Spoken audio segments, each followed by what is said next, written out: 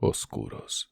Apaguen sus luces para disfrutar una vez más del terror en la oscuridad. Quiero tomarme un segundo para agradecerles todo su apoyo.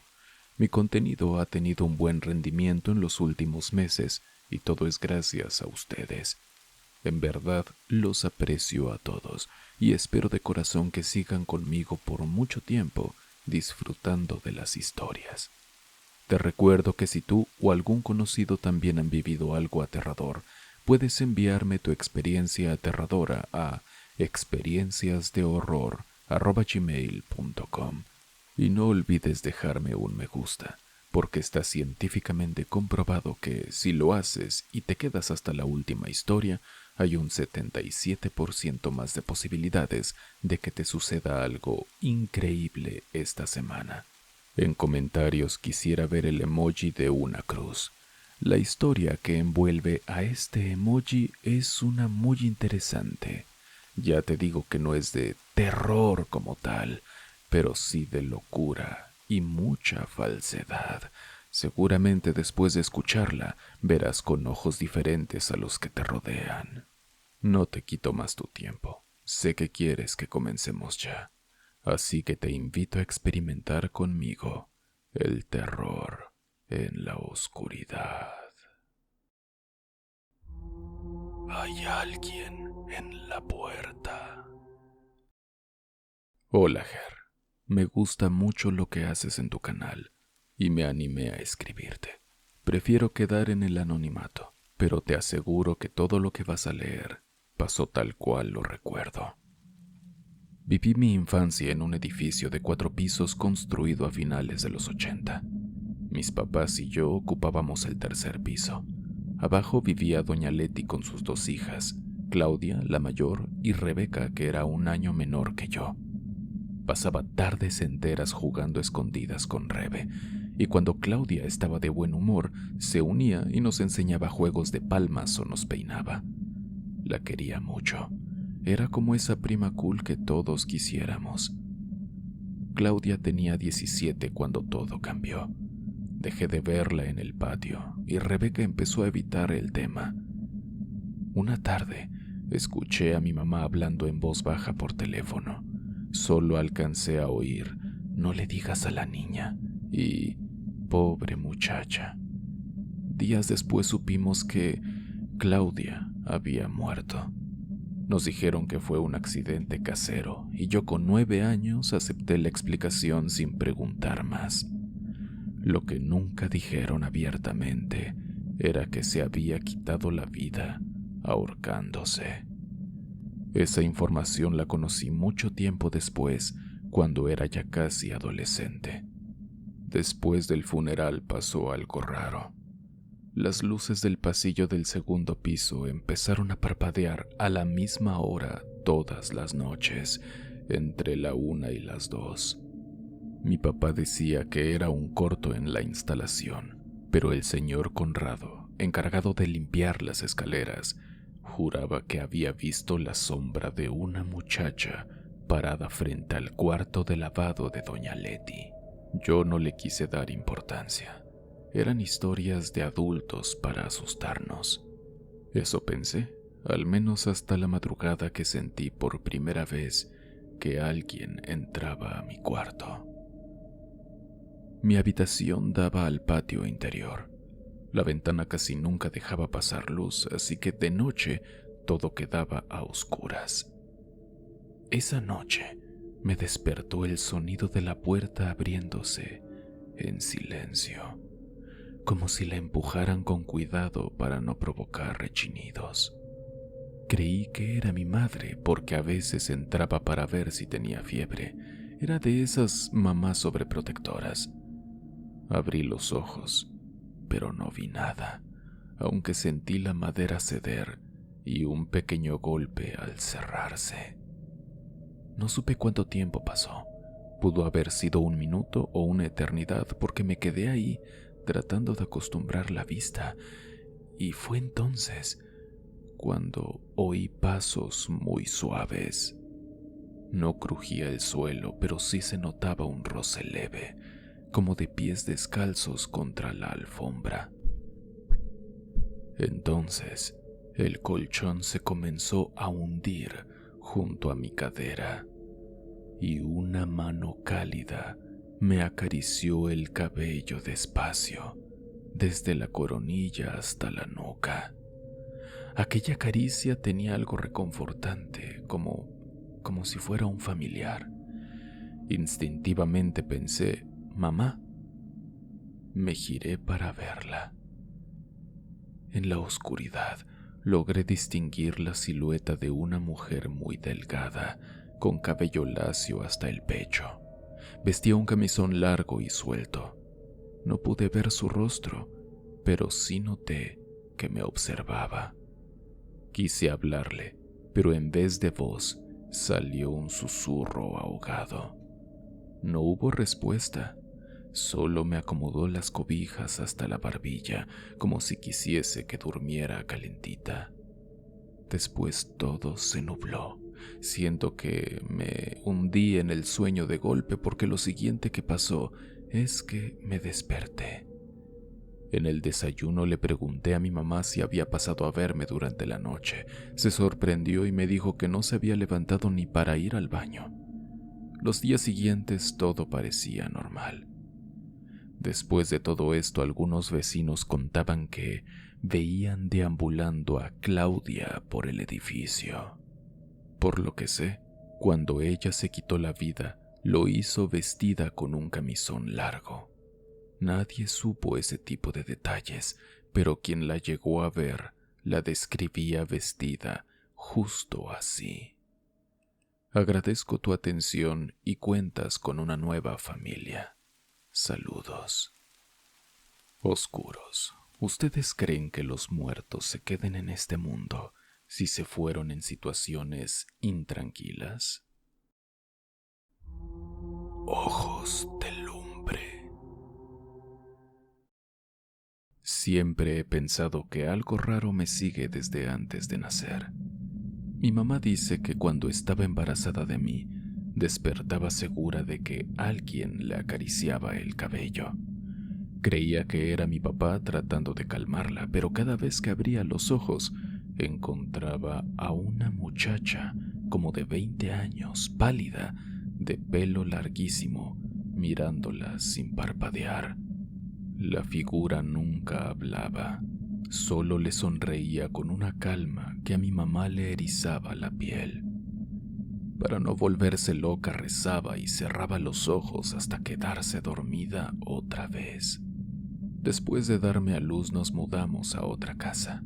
Luego, cuando cumplí 3 o 4 años para entrar al kinder, nos volvimos a mudar.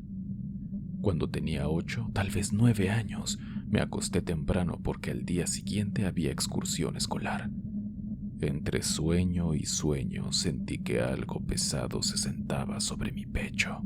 Quise moverme, pero el cuerpo no respondía. De pronto, aparecieron 2 puntitos rojos en la oscuridad, flotando a medio metro de mi cara. Cada vez que cerraba los ojos los sentía más cerca, y cuando los abría, retrocedía un poco, como jugando conmigo. En uno de esos parpadeos, vi su forma completa. No eran 2 puntos, era un rostro retorcido, sin nariz, con una sonrisa enorme y ojos de lumbre. No sé en qué momento me desmayé. Al despertar ya era de día y mi ropa estaba empapada de sudor. No conté nada. Me daba miedo que mi papá me tachara de mentirosa y que mi mamá reviviera sus miedos con la sombra. A los 15 nos mudamos otra vez, ahora para acercarnos a mi preparatoria. Lo inquietante era el pasillo que unía las recámaras. Siempre estaba en penumbra, incluso con todas las luces encendidas. Yo me levantaba a las 5 para preparar mi lonche, y mientras lo hacía, con los audífonos puestos, veía algo cruzar la sala. Al principio pensé que era mi papá madrugando, pero al girar la cabeza, no había nadie. La silueta se movía rápido, casi al ras del piso, y desaparecía donde arrancaba el pasillo. Y por fin, una mañana, la cosa se mostró totalmente. Yo estaba boca abajo sobre la cama, revisando el celular. De pronto, sentí un aire helado y al alzar la vista, vi pasar una sombra negra, alta, sin forma definida, justo entre la pared y yo. No duró ni un segundo, pero bastó para que me quedara inmóvil. Grabé un audio por WhatsApp para una amiga que se sabe de limpias y me pidió que respirara hondo, que no me enganchara con el miedo. Aún así, dormí con la luz prendida durante una semana. Mucho tiempo después, cuando iba a la prepa, tuve otro sueño horrible. Soñé que mi mejor amiga de la primaria me visitaba. Caminamos a la cocina y mientras servía agua, sentí que me empujaba contra la pared y me manoseaba. Pero de alguna forma yo sabía que no era ella, era un hombre disfrazado con su cara. Desperté agitada y sin pensarlo miré la ventana. Ger, ahí estaba un sujeto pegado a la ventana, sonriendo de forma perturbadora. Pero lo aterrador de todo esto es que mi cuarto está en el segundo piso. La ventana tiene malla y reja y no hay árboles ni tubos por donde alguien pudiera trepar. Cerré la cortina de golpe y me quedé muda. Hasta hoy no sé si aquello fue un sueño dentro de otro sueño o si realmente alguien o algo me observaba desde afuera. Con el tiempo empecé a notar que las lámparas parpadeaban solo cuando yo pasaba debajo. Creía que era coincidencia, pero me sucedía en todos lados. El baño del centro comercial, el salón de química, incluso en las escaleras del edificio de la universidad. Una tarde en plena clase, el foco sobre mi banca empezó a titilar hasta apagarse por completo. Pero lo peor llegó hace unos meses, ya en la casa actual. Yo estaba haciendo tarea con el televisor de fondo. Había un documental sobre la muñeca Annabelle, así que apenas ponía atención. De pronto, escuché un golpecito. Aunque fue muy leve, me asustó. Giré la cabeza de inmediato y vi que uno de mis tenis se había caído de la zapatera. Me levanté, caminé hasta ahí y lo recogí. Después lo coloqué bien y regresé al escritorio. En ese momento la luz titiló 2 veces. Se estabilizó y seguí escribiendo. Minutos después, mi mamá me llamó desde la planta baja. «¡Hija, ven!». Su voz sonaba clara, así que contesté de inmediato. «¿Qué pasó, mamá?». No respondió. «Mamá, ¿qué pasó?». Le volví a preguntar. Quizá no me había escuchado la primera vez. No sé si a ustedes les pasa, pero mi mamá muchas veces me llama y luego se regresa a donde estaba, así que no escucha si yo le respondo. Pensé que quizá necesitaba ayuda con la cena en aquella ocasión. Me levanté, abrí la puerta y caminé hasta las escaleras, pero al asomarme por la barandilla, vi que ella seguía entretenida con su celular. Le pregunté qué quería y me dijo que nunca me llamó. Yo sentí un nudo en el estómago porque aquella voz había sonado idéntica. Regresé a mi cuarto y nada más cerrar la puerta, la lámpara parpadeó otra vez, como si me estuviera dando una señal, y el mismo tenis volvió a caer, ahora con tanta fuerza que casi rodó hasta mis pies. El miedo estaba creciendo en mí, yo no entendía lo que estaba pasando. Me acerqué al tenis, lo levanté y escuché algo arrastrándose en la pared, como uñas largas rascando el yeso. El miedo que sentí en ese momento era tan grande que voluntariamente no quise voltear. Prefería quedarme con la duda de qué había ahí. Puse el zapato en su lugar, apagué la tele y me acosté. Pero la raspadura siguió todavía unos segundos, pero se iba acercando hacia mí. Desde donde comenzó, se estaba desplazando, y lo supe porque el rascar se escuchaba cada vez más cerca, más y más cerca, hasta que se detuvo junto a mi cabecera, y luego todo quedó en silencio. Esas son todas mis cosas que me han pasado de manera paranormal. Gracias por escucharme y tomar tu tiempo en leerlo. Oscuros y Ger, cuídense mucho, y si se puede me gustaría que me dijeran por qué creen que me aparecen estas sombras. Gracias. Lucifer. Hola Ger y Oscuros. Espero se encuentren bien. Te pido que esto sea anónimo, por favor. Si sientes que puedes corregir o cambiar palabras, puedes hacerlo. Soy de Perú, y aunque siempre me han gustado las historias de terror, mi relación con lo paranormal nunca ha sido solo entretenimiento. De niña tenía sensibilidad a lo paranormal y podía presentir si una casa estaba cargada o si un espíritu merodeaba por ahí. En algún momento de mi vida esto me generó tanto miedo que hice que ese tercer ojo se cerrara. Todo volvió la noche en que mi mamá, mis 2 hermanos y yo nos mudamos al tercer piso de la casa de mi abuela materna. La mudanza fue obligada. Había problemas de dinero y algunas situaciones familiares. La casa era antigua, de muros gruesos y pasillos angostos. Mi abuela se ganaba la vida leyendo el tarot y haciendo trabajos para los vecinos. Decía que lo suyo era magia blanca.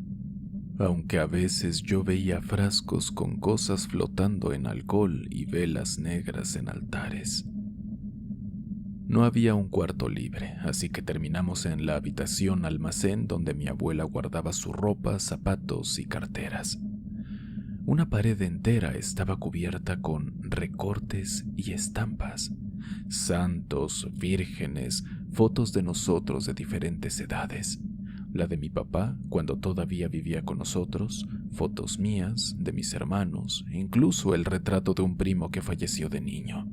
Es para protegerlos, decía ella, para protegernos a todos de cualquier brujería que nos pudieran hacer.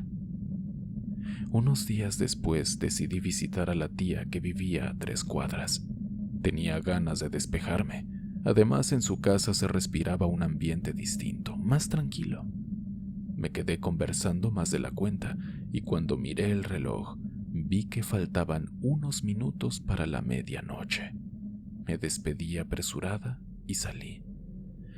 Al llegar al edificio de mi abuela, que estaba a 3 cuadras, sentí una presión en el pecho que no supe explicar. Metí la llave en la cerradura, pero tuve que intentar 2 veces porque me temblaban las manos. Entré sin prender la luz del pasillo. La bombilla colgaba de un cable pelado y a veces parpadeaba. Cerré la puerta con cuidado y empecé a subir la escalera. Por alguna razón tenía la garganta seca. Me empezaba a doler la cabeza muy fuerte. Quería correr, pero no podía. Me sentía atrapada en un cuerpo que no me hacía caso. Iba por el primer descanso, ya casi tocando la barandilla oxidada, cuando algo cambió en el aire. De pronto las sombras se volvieron más densas y sentí un zumbido dentro de la cabeza, parecido a cuando entras a un cuarto con un transformador encendido. Los escalones parecían alargarse. Sentí que avanzaba, pero no llegaba a ninguna parte. Quise retroceder, encender la luz, gritar cualquier cosa, pero mi cuerpo no reaccionaba. Entonces, escuché voces. Al principio eran como un murmullo, pero fueron subiendo de volumen hasta volverse un griterío grave que resonaba contra las paredes. Yo no distinguía ninguna palabra. Traté de cubrirme los oídos y mis manos no respondieron. Era como si alguien las sostuviera muy fuerte. Tenía muchas ganas de llorar, pero es que ni eso podía hacer. De pronto, las voces se alinearon. Una por una, empezaron a decir nombres que no reconocía. Ahora sé que eran Astaroth, Belial, Mamón. Eran nombres de demonios. Sentí frío en la espalda. Luego vino un silencio tan denso que hasta dejé de oír mi propia respiración, y en ese momento una voz susurró muy claro detrás de mí: Lucifer. Fue apenas un suspiro, como si estuviera a centímetros de mi nuca. No sé cómo, pero lo que recuerdo después es estar parada frente a la puerta del segundo piso. Era una puerta de madera pintada de verde. La pintura estaba cuarteada. Tenía una ventanita superior. Detrás no se veía luz, y aún así sentía que alguien me observaba desde adentro. En ese instante recobré el movimiento completo. Di media vuelta y subí los 11 peldaños que faltaban hasta el tercer piso, casi de un salto. Llegué al departamento, empujé la puerta, tropecé con una caja de zapatos y me fui de boca contra el piso. Mi mamá, que estaba cerca, me alzó y al estar en sus brazos fue cuando rompí en llanto. Cuando conseguí explicar lo ocurrido, mi mamá se quedó en silencio. Tenía los ojos muy abiertos, pero no parecía estar sorprendida, más bien resignada. Me dio un vaso con agua azucarada y esperó a que dejara de temblar. Y Ger, recién entonces, me contó mi mamá algo que hizo que se me helara la sangre. Hace unos años, una familia muy disfuncional vivía en ese segundo piso. Marido, esposa y 2 hijos pequeños. Peleaban seguido. Los vecinos podían oír los gritos a toda hora y ellos mismos terminaban llamando a la policía. Una noche, los gritos no cesaron y mi abuela llamó a la policía. Tardaron en llegar como siempre. Cuando por fin aparecieron, subieron hasta el segundo piso. Tocaron la puerta y llamaron: ¡Policía! Pero nadie respondió. Volvieron a intentarlo. ¡Policía, abran la puerta! Pero adentro solo había silencio, y ese era el problema. Tuvieron que forzar la cerradura.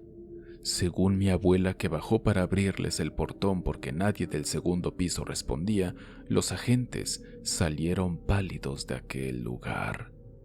Resulta que el hombre había apuñalado a su esposa y a los niños, y luego se colgó con un cable de luz frente a los cuerpos. Después de aquello, el departamento quedó vacío unos meses. Luego lo alquilaron a estudiantes, parejas, incluso a una enfermera con su hijo, pero nadie duraba. A los 3 o 4 meses se iban. Decían que escuchaban cadenas arrastrándose, que las luces se encendían a las 3 de la madrugada, que al despertar encontraban figuras dibujadas con polvo en los pisos. Un extranjero que llegó a poner un taller de cerámica duró solo 2 semanas. Gritaba que una mujer sin ojos lo miraba desde el pasillo cada noche. Luego de lo que me pasó, Ger, me fui a una iglesia. ¿Con qué cara o semblante habré estado que el padre, terminada la misa, se me acercó a hablarme y bendecirme? No me volvió a pasar algo así en el segundo piso. Tampoco subo con luces apagadas e intento no hacerlo sola si ya es muy tarde. Lamento que haya sido larga la historia y muchas gracias por leerme, Ger. Te mando un fuerte abrazo. No te vayas todavía, porque queda una última historia. Una historia que, como dije al inicio, puede que no sea aterradora, pero definitivamente hará que veas con diferentes ojos a todos aquellos que te rodean. El infierno de la iglesia. Hola, Ger. No sé si esta historia puede entrar de algún modo en tu canal porque no habla de fantasmas ni de objetos malditos, pero sí de la parte más oscura que he visto en la gente de carne y hueso, y creo que a veces eso asusta más. Todo pasó en Monterrey, en la parroquia donde siempre asistí desde que era niño. Por eso me pegó tan fuerte ver cómo el lugar se convirtió en un circo después de la muerte del padre Julián. Por favor, cambia todos los nombres, Ger. El padre Julián se nos fue en julio del año pasado, un infarto fulminante mientras preparaba el rosario de las 7. Tenía 60 y tantos años, pero nunca lo veías cansado. Cuando la noticia corrió, la colonia completa se lanzó a la iglesia. Faltó espacio en las bancas y la gente llenó los pasillos. Unos rezaban, otros lloraban, y los más curiosos tomaban muchas fotos porque vinieron sacerdotes de media ciudad. Yo estaba parado contra la pared, sudando por el calor.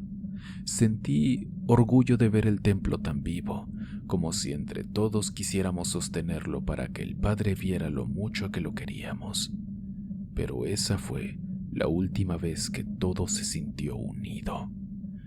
Y al tercer día empezó una guerra interna de la que yo no supe hasta semanas después. Primero fueron los ministros de comunión.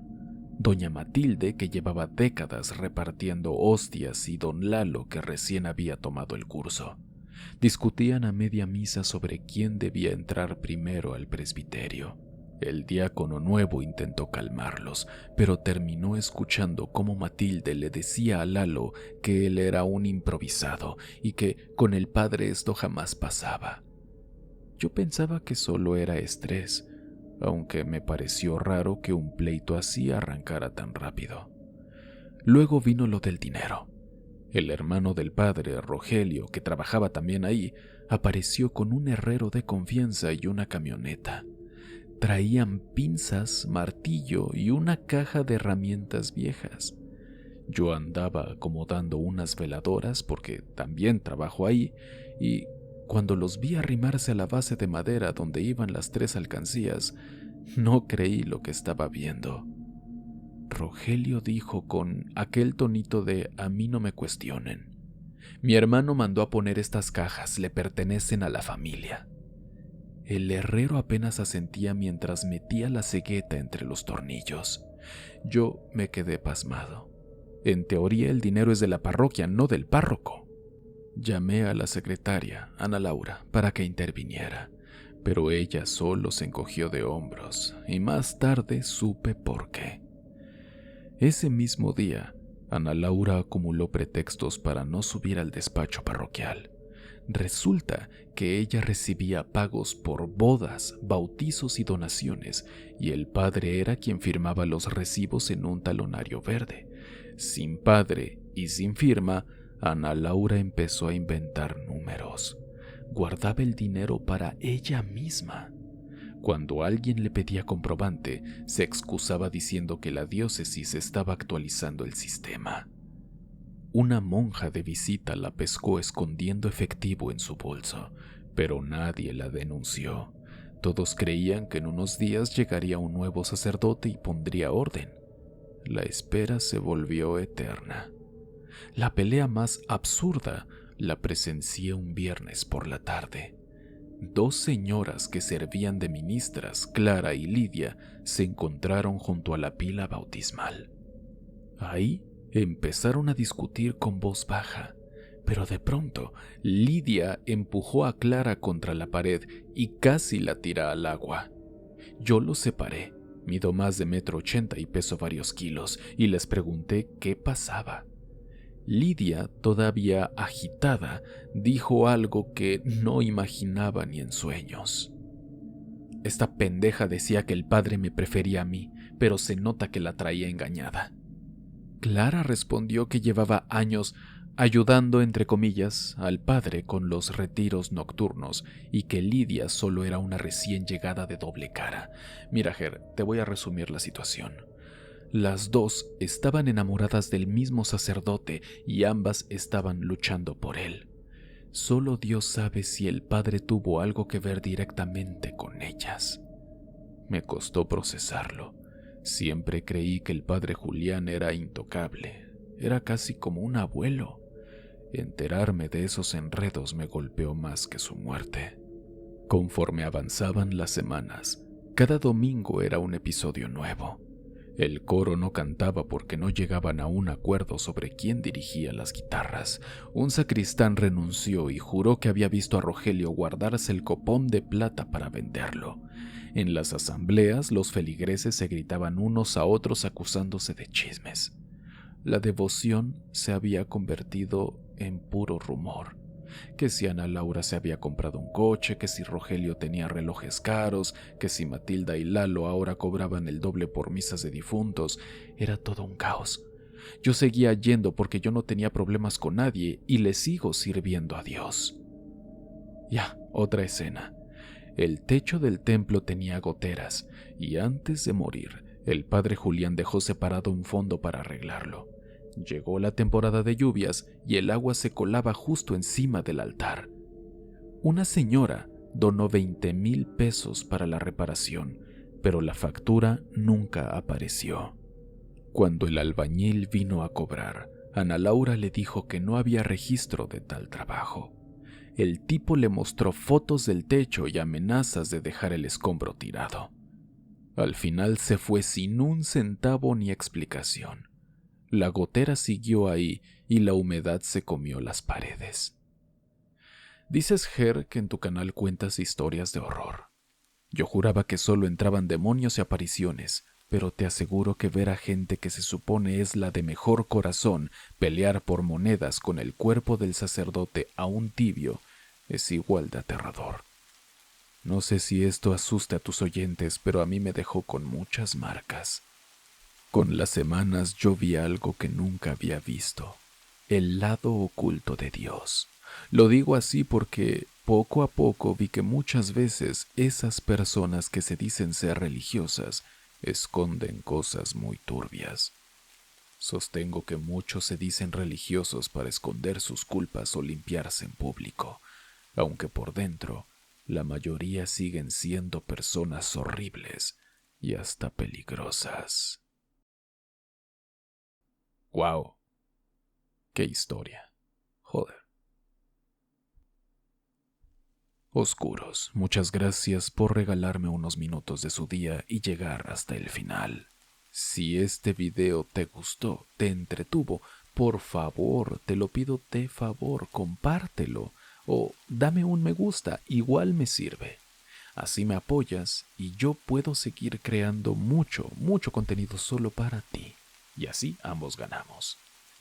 También te invito a unirte a las membresías. Todos los meses subo una nueva historia que puedes escuchar en el nivel 2. Son historias escritas e ideadas por mí y sin ánimos de parecer pretenciosos son las mejores historias que he escrito hasta ahora, pues tengo ahí libertad para ser lo más cruel, frío y sin filtros que quiera.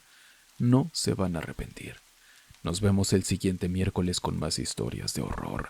Si tú tienes una experiencia por contar, puedes enviarla a experienciasdehorror@gmail.com. Yo soy Ger. Experimenta conmigo el terror en la oscuridad.